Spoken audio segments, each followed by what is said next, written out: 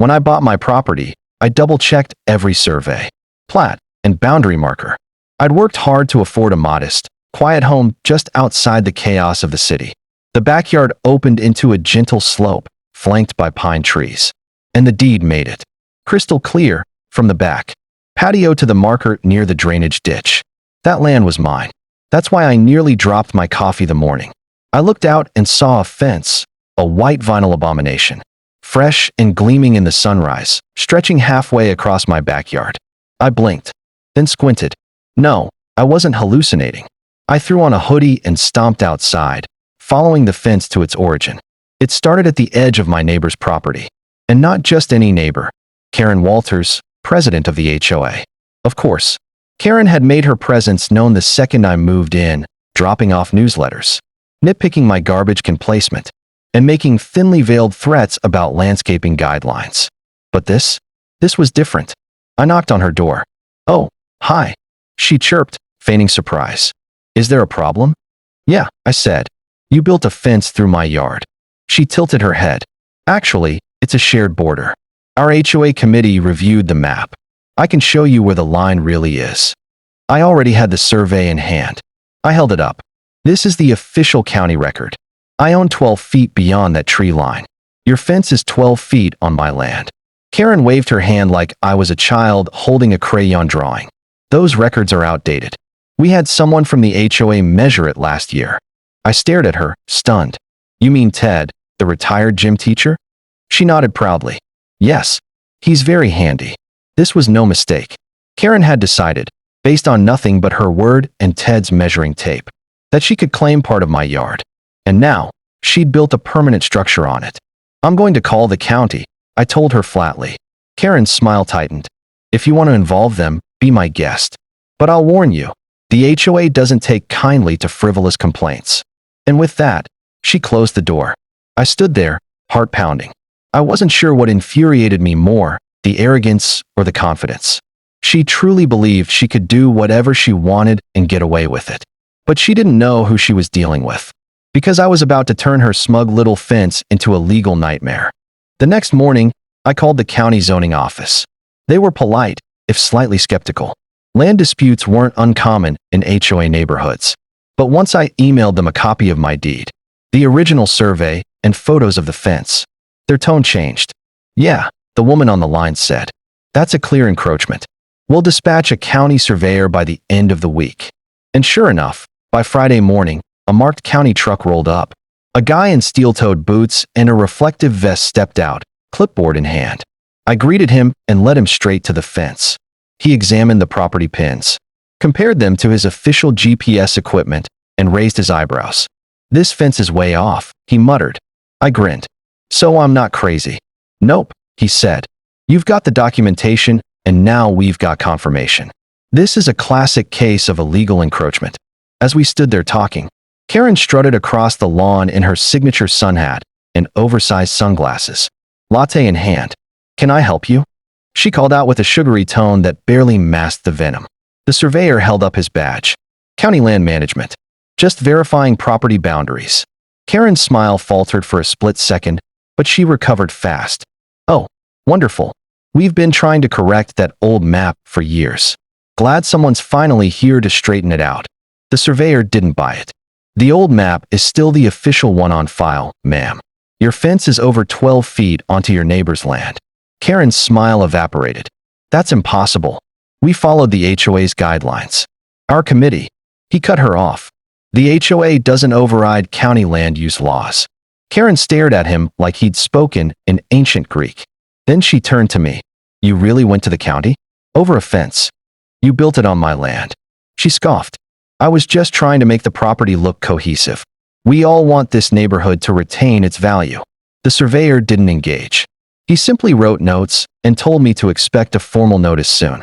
That notice arrived 2 days later. With a clear order: remove the fence or the county will do it, and bill the cost. I taped the notice to my front door where Karen could see it from her driveway. By sunset, Karen stormed across the lawn again. "This is harassment," she yelled. "You're turning the HOA against you." I didn't respond. I simply turned and walked back inside. Let her stew. The law was on my side. And the clock was ticking. The morning after the notice went up, Karen started her campaign. First came the flyers, cheaply printed notes. She stuffed into everyone's mailbox, warning that a neighbor was bringing unnecessary government interference into the community and threatening property values. She didn't name me, but everyone knew, especially after she added, "This dispute concerns a shared fence meant to beautify our neighborhood, not divide it." Then came the HOA meeting. I wasn't planning to attend, but I showed up anyway, front row, calm as ever.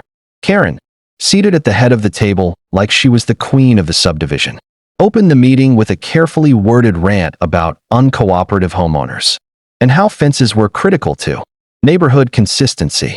But before she could pivot to me directly, another neighbor raised her hand. "Is this about the fence on Maple Ridge?" she asked. Karen blinked. "Possibly, but I don't want to name anyone." "Well," the neighbor continued, "if you're talking about the white fence between your property and his," she pointed at me, "then I'd suggest you remove it. It's clearly not on your land." A few others nodded. Karen's smile cracked. By the end of the meeting, it was clear most of the HOA board wasn't interested in defending her personal land grab. In fact, some seemed embarrassed they hadn't noticed sooner. But Karen wasn't done. The very next day, I noticed something strange, a lock on the fence gate. She'd locked it shut. On my land.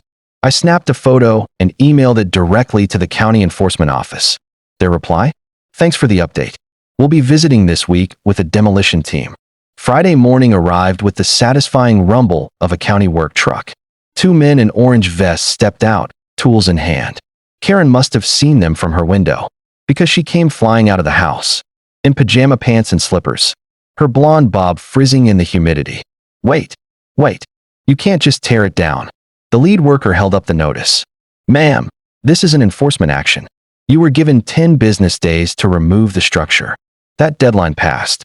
She turned to me, as if I might show mercy. "Please," she said, her voice cracking. "Just give me a little more time. Maybe we can talk about options.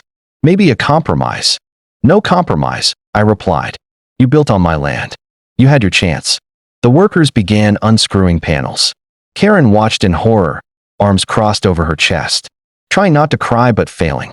And for the first time since I'd moved in, she had no power. The fence came down in less than 30 minutes. One by one, the glossy white panels were unbolted, stacked, and hauled into the county truck like pieces of some defeated monument. Karen stood motionless the entire time, her arms trembling as she wiped away tears and muttered to herself. I watched from my porch, not out of cruelty, but clarity. This was the culmination of months of passive-aggressive notes, veiled threats, and now, blatant trespassing. She had crossed the line, literally.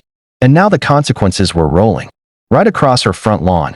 After the crew left, Karen disappeared for the rest of the day. I thought maybe that would be the end of it. It wasn't. The following morning, I received a letter in a bright red envelope, hand-delivered and taped to my front door. HOA notice of violation. Apparently, my garbage bins were visible from the street for longer than 90 seconds after collection, and my grass was 0.75 inches taller than the seasonal allowance. It was so absurd, I laughed out loud. I took the letter straight to the HOA's vice president, Barbara, a level-headed woman who had already grown tired of Karen's antics. I showed her the violation notice and said calmly, "This is retaliation." Barbara read it, sighed, and said, "Yeah, I figured something like this was coming." By the end of the week, Karen's abuse of power had triggered a special board meeting. This time, I didn't have to say a word. Multiple neighbors showed up, several with their own stories, unjust citations, fines for things they didn't do, and unauthorized decisions Karen had made in the name of property value preservation. Barbara read a formal statement. Karen Walters was being removed from her position as HOA president effective immediately. Karen didn't even attend. Rumor had it, she was too humiliated after the county visit to show her face. A week later, I saw a for sale sign in her front yard. She left quietly. No farewell parties. No goodbyes, just a moving truck and a series of angry calls to the new HOA president, demanding they reconsider her dismissal. They didn't. As for me, I got my land back. I planted a garden where her fence once stood, raised beds, native flowers, and even a small bench under the trees. It's peaceful now. Quiet. Just the way I wanted when I bought the place. Every time I water the lavender by the property line, I think about that fence and how it started with a boundary crossed and ended with a woman sobbing in her slippers as justice was finally served, and I smile. If you enjoyed watching Karen's empire crumble, just wait. There's more where that came from. Hit subscribe so you don't miss the next HOA meltdown, legal revenge, or neighborhood showdown. Smash that like button if you think fences should stay on the right side of the property line. And tell me in the comments, what would you do if someone built a fence on your land?